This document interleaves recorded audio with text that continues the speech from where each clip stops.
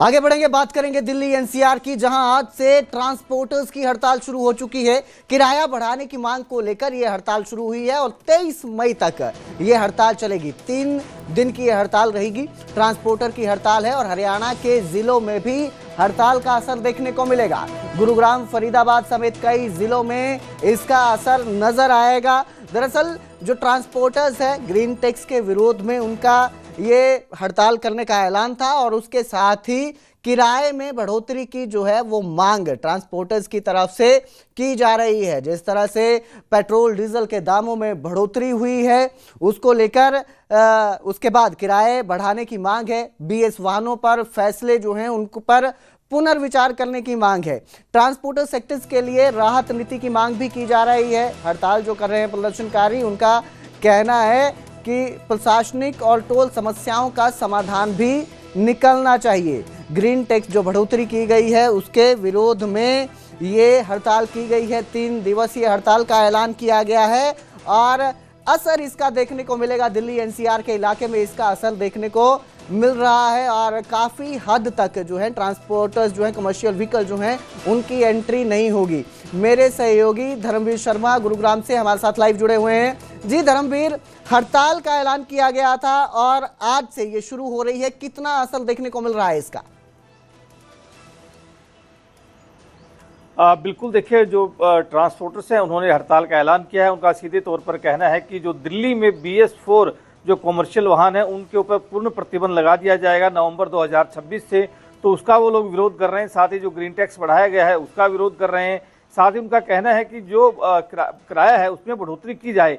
ये जो हड़ताल है ये सिर्फ इसलिए की जा रही है क्योंकि उन्हें दिल्ली में एंट्री करने में दिक्कत हो रही है, इसीलिए उन्होंने इस हड़ताल का ऐलान किया है कि जो एनसीआर के व्हीकल्स हैं, जो दिन का दिल्ली में आना जाना है, वो लोग आज हड़ताल पर हैं। और साथ में ये कह रहे हैं कि जो एसेंशियल सर्विसेज के लिए जो उनके वाहन चलते हैं उनके ऊपर भी टैक्स लगाया जा रहा है, तो उसमें भी छूट की मांग ये सब लोग कर रहे हैं। अब से करीब आधे घंटे के बाद ये लोग दिल्ली गुरुग्राम बॉर्डर के ऊपर पहुंचेंगे और वहां से उसके बाद अपने वाहनों की जो आवाजाही है उसको रोकने का काम ये एक तरह से करेंगे, क्योंकि 11:30 बजे तक नो एंट्री रहती है। उसके बाद इन वाहनों की आवाजाही शुरू होती है।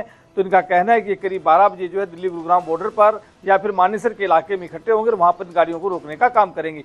तो फिलहाल हम कह सकते हैं कि अगले आधे घंटे बाद इस हड़ताल का जो असर है वो देखने को मिलेगा, क्योंकि लगातार ये लोग मांग कर रहे हैं और साथ में ये कह रहे हैं कि सरकार उनकी मांगों पर ध्यान दे। अगर मांगों पर ध्यान नहीं दिया गया तो ना सिर्फ आज बल्कि कल और परसों यानी कि 3 दिन तक 21, 22, 23 मई को जो है ये हड़ताल रहने वाली है। जी धर्मवीर, 3 दिन की हड़ताल का ऐलान किया गया है और इसका असर कितना लोगों पर पड़ सकता है? अगर 3 दिन दिल्ली एनसीआर में कमर्शियल व्हीकल्स नहीं पहुंचते हैं तो आम लोगों को इससे कितना असर भुगतना पड़ सकता है, कितना असर होगा उन पर?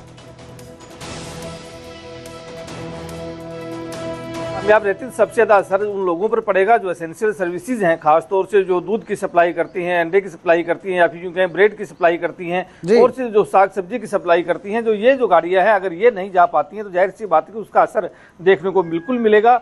जहां तक माल ढोने वाले जो व्हीकल्स हैं उनको लेकर के हम कह सकते हैं कि इंडस्ट्री पर फर्क पड़ सकता है, लेकिन आम आदमी जिसको रोजमर्रा की जो चीजें हैं जो इन गाड़ियों से जाती हैं, अगर इन गाड़ियों को रोक दिया जाता है तो जाहिर सी बात है कि आम जन को इनसे दिक्कतों का सामना आने वाले समय में हो सकता है। जी बिल्कुल, बहुत बहुत शुक्रिया इस तमाम जानकारी के लिए धर्मवीर। तो 3 दिन की यह हड़ताल है और अगर यह हड़ताल पूरी तरह से लागू की जाती है, कमर्शियल व्हीकल्स एनसीआर दिल्ली में नहीं एंट्री करते हैं तो आम लोगों को कहीं ना कहीं इससे दिक्कत हो सकती है। पर देखना यह है कि जो मांगे हैं कमर्शियल ट्रांसपोर्टर्स की, इस पर कितने जल्द फैसला लिया जाता है ताकि जो परेशानी है वो कम हो सके,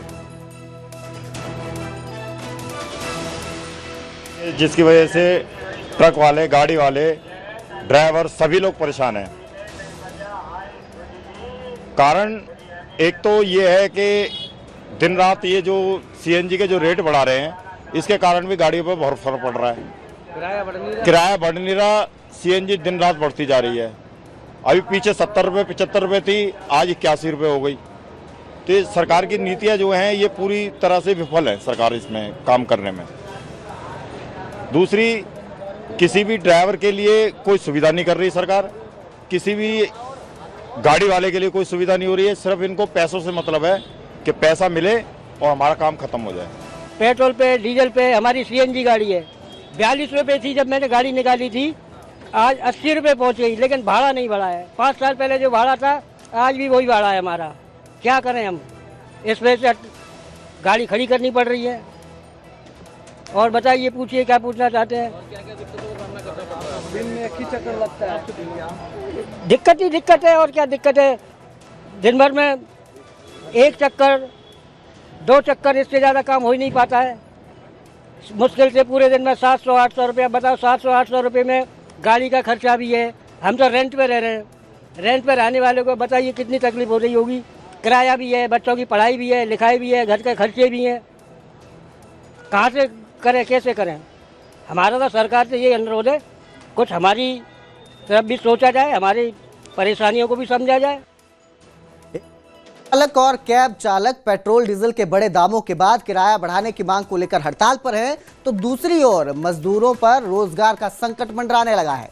सोनीपत में बढ़ती महंगाई का असर मजदूरों के रोजगार पर पड़ता हुआ दिखाई दे रहा है। यहाँ यूपी बिहार से रोजी रोटी की तलाश में आए मजदूरों ने बताया कि पूरे महीने में उन्हें सिर्फ 12 से 15 दिन ही काम मिल सकता है, मिल पा रहा है, जिससे बढ़ती महंगाई में परिवार चलाना मुश्किल हो रहा है।